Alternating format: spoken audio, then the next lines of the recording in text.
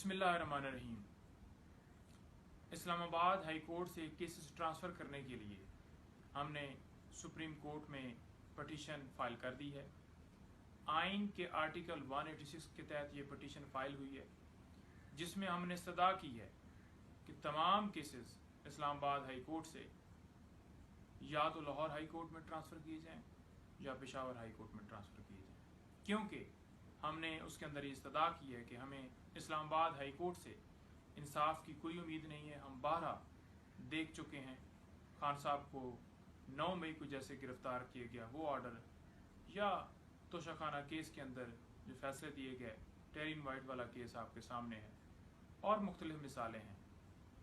तो हमें यहाँ पे इंसाफ की उम्मीद नहीं है।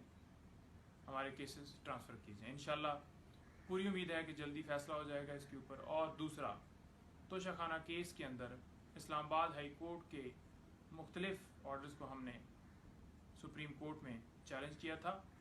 इंशाल्लाह आज उसके ऊपर भी फैसला आएगा और इमरान खान साहब को इंसाफ मिलेगा। बहुत शुक्रिया।